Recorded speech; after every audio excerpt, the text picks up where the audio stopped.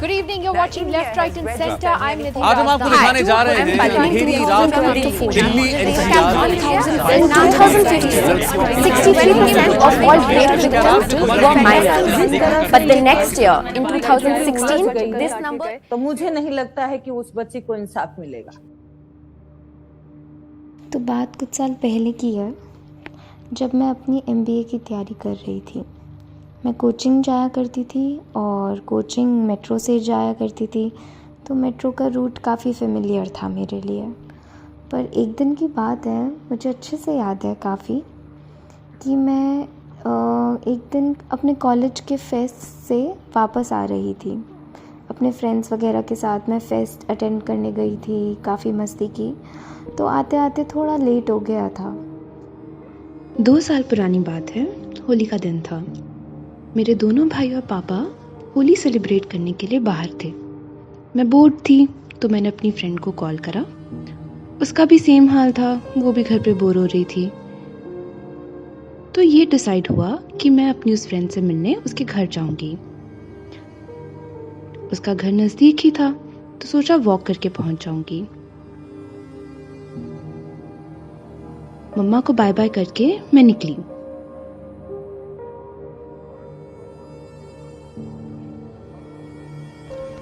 एक दिन की बात है, मैं ऑनलाइन क्लासेस ले रही थी। मैं एक्चुअली एक एंट्रेंस के लिए प्रिपेयर कर रही थी, जिसके लिए मैं 2-3 महीने से ऑनलाइन क्लासेस ले रही थी। और ऑनलाइन मेरा एक स्टूडेंट्स का ग्रुप भी था, जिसमें कुछ लोगों से मेरी इंटरेक्शन हो जाती थी कभी कभी।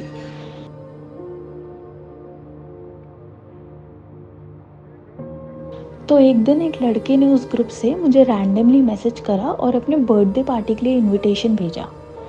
मैंने देखा कि उसका जो लोकेशन था बर्थडे पार्टी के लिए, वो मेरे घर के पास था और मैं बहुत टाइम से बाहर भी नहीं गई थी। तो फिर मैंने सोचा कि मैं चली जाती हूँ।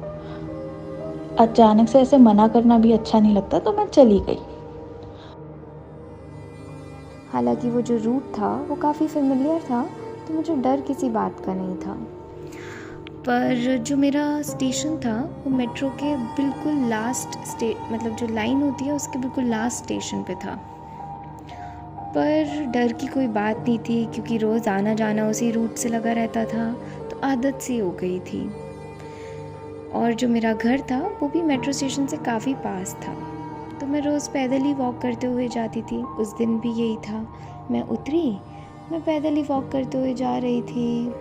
बट फिर मैंने रियलाइज़ किया कि एक गाड़ी जिनमें कुछ लड़के बैठे हुए थे वो मेरा पीछा कर रहे हैं और मुझे ही कॉन्टिन्यूसली फॉलो कर रहे हैं। होली के दिन का माहौल थोड़ा अजीब तो होता ही है, सबको पता है।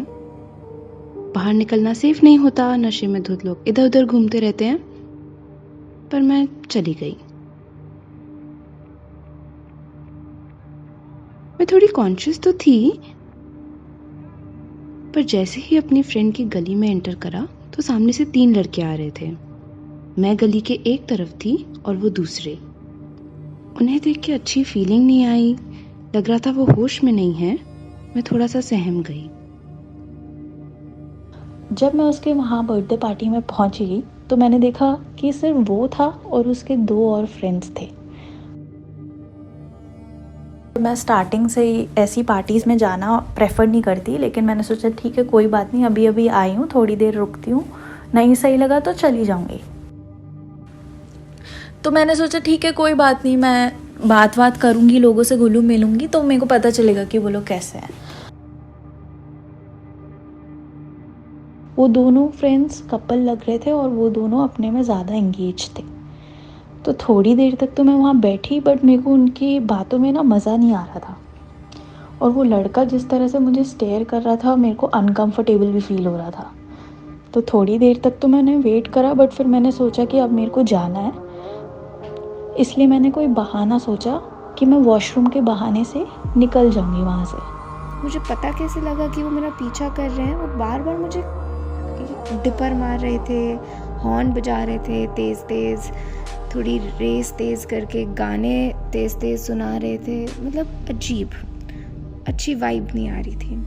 बट उन लोगों ने काफ़ी तेज़ गाड़ी करके मेरे आगे खड़ी कर ली और खूब स्टाइल में, जैसे पता नहीं क्या ही कर लिया हो, खूब स्टाइल में उतरे, गाड़ी से मस्ती में और मेरी तरफ आगे बढ़ने लगे। तो घबराहट में मैंने सोचा कि आगे जाना मुश्किल है, पीछे ही चलते हैं। तो मैं मेट्रो स्टेशन की तरफ चलने लगी। मैं थोड़ा तेज़ हड़बड़ाहट में चलने लगी कि वो मुझे क्रॉस मतलब वो मेरे से दूर ही रहे तो बेटर है। धीरे धीरे आगे बढ़ी और जैसे ही क्रॉस करा, उनमें से एक लड़का मेरे सामने आ खड़ा हुआ। पीछे मुड़ी तो बाकी 2 लड़कों ने मुझे घेरा हुआ था। उन तीनों ने मिलके मुझे रंग लगाया, यहाँ वहां छुआ, और मैंने उनको जब धक्का देने की कोशिश की तो वो गुस्सा हो गए। वो कुछ मिनटों में क्या हुआ मुझे बिल्कुल याद नहीं, पर उस दिन जो हुआ वो मैं कभी भूल नहीं सकती। तो जैसे ही मैंने कहा कि मैं वॉशरूम होकर आती हूँ तो उस लड़के ने बोला कि मैं साथ चलता हूँ। तब मैंने उसे मना कर दिया कि नहीं, साथ में आने की ज़रूरत नहीं, मैं होकर आती हूँ। जैसे ही मैं वॉशरूम की तरफ जा रही थी, एकदम से वो लड़का आया और उसने मुझे वॉल के अगेंस्ट पुश करा। तो मैंने अचानक से उसको बहुत तेज़ धक्का दिया। उसने मुझे उसी टाइम चाटा मारा और चाटा मारते ही वो अपने दोस्तों को लेकर वहाँ से निकल गया। और मैं चल रही थी काफ़ी डरी हुई। तो मुझे समझ नहीं आया, सामने से एक गाड़ी आती हुई दिखी। मैंने अपना हाथ निकाला, थैंकफुली वो गाड़ी रुक गई और मैं फटाफट बिना आगे पीछे देखे उस गाड़ी में बैठ गई। जो कैब चला रहे थे, कैब वाले भैया काफ़ी डिसेंट लगे। उनको लगा कि कुछ तो ये लड़की परेशान है, कुछ तो स्ट्रेस में। उनको देख के ही पता लग गया। तो उन्होंने मुझसे पानी पूछा, पानी दिया। मैं थोड़ा रिलैक्स हुई, बट मैं इतनी कॉम्प्रीहेंड ही नहीं कर पा रही थी कि यार चल क्या रहा है। इतना डर एकदम से मेरे मन में था कि मैं समझ ही नहीं पा रही थी कि मैं क्या करूं। थैंक गॉड वो कैब वाले भैया मुझे उस दिन मिल गए, टाइम से गाड़ी आ गई, नहीं तो मुझे नहीं पता कि मैं कहाँ जाती, कैसे होता। मुझे बहुत तेज़ रोना आया और मैं इतना डर गई थी कि मेरे को समझ नहीं आ रहा था कि मेरे साथ अचानक से हुआ क्या। उसके बाद से होली के दिन बाहर जाने की हिम्मत नहीं कर पाती। आज भी सोचती हूँ वो चीज़, तो काफ़ी डर जाती हूँ कि अगर वो उस दिन गाड़ी ना आई होती तो क्या होता।